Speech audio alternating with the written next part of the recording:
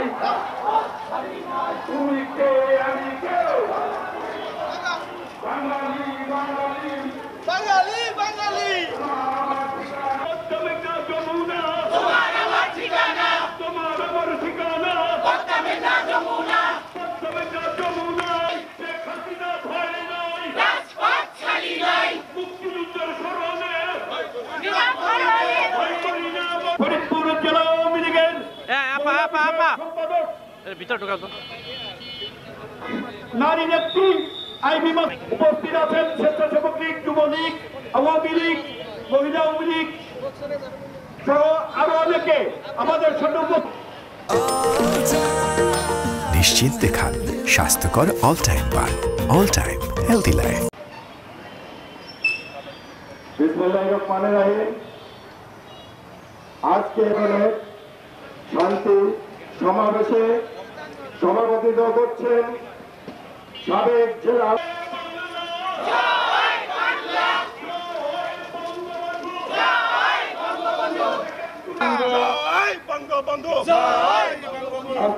শান্তি মিছিল সমাবেশের সংগ্রামী সভাপতি ফরিদপুর জেলা আওয়ামী লীগের সাবেক সভাপতি বীর মুক্তিযোদ্ধা ফরিদপুর জেলা আওয়ামী লীগের অন্যতম সদস্য প্রবীণতম সদস্য প্রবীণ আইনজীবী অ্যাডভোকেট সুবল চন্দ্র সাহা সহ উপস্থিত নেতৃবৃন্দ, সংগ্রামী ভাই এবং বোনেরা আমার, আপনাদের সকলকে আমি জেলা আওয়ামী লীগের পক্ষ থেকে অভিনন্দন জানাই, শুভেচ্ছা জানাই আজকের এই মিছিলে অংশগ্রহণ করার জন্য।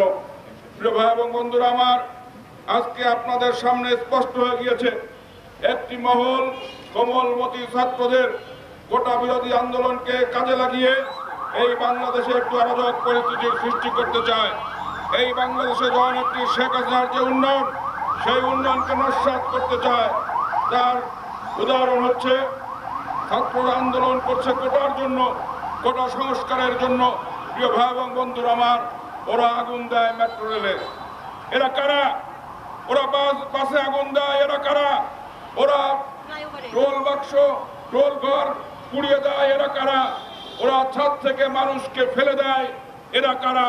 সংগ্রামী ভাই এবং বন্ধুরা আমার, এই চলমান আন্দোলনে আমরা সেদিনও বলেছিলাম যে আপনারা ধৈর্য ধরুন। জননেত্রী শেখ হাসিনা 2018 সালে এই কোটা বিরোধী আন্দোলনের ফলে কোটা বাতিল করে দিয়েছিল।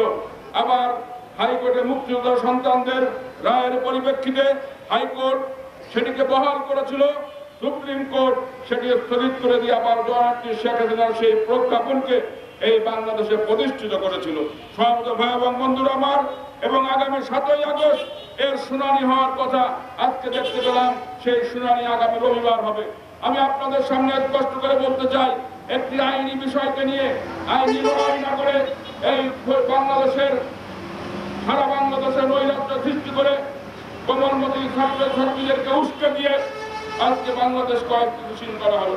জননেত্রী শেখ হাসিনা বললেন যে কোটা পাবে কারা? মুক্তিযোদ্ধার নাতিপুতিরা নাকি রাজাকারের নাতিপুতিরা? প্রশ্ন করেছেন জাতির কাছে।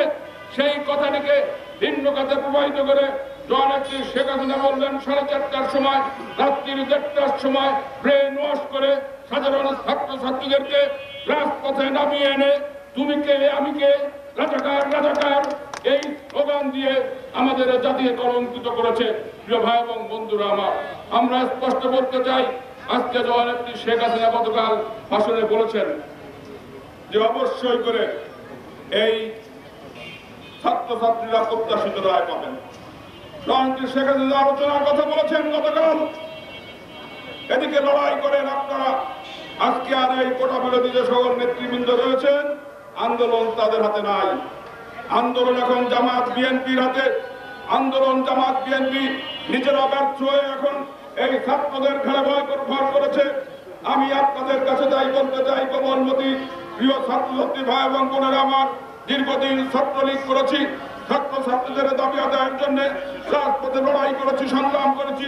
আজকের এই শান্তি সমাবেশে সম্মানিত সভাপতি, ফরিদপুর জেলা আওয়ামী লীগের বিপ্লবী সভাপতি উপস্থিত রয়েছেন। ফরিদপুর জেলা এবং ভুলভাবে সাজিয়ে আমাদের কোমলমতি ছাত্রদেরকে যে ভুল বোঝানো হচ্ছে, আমরা এর তীব্র প্রতিবাদ জানাই।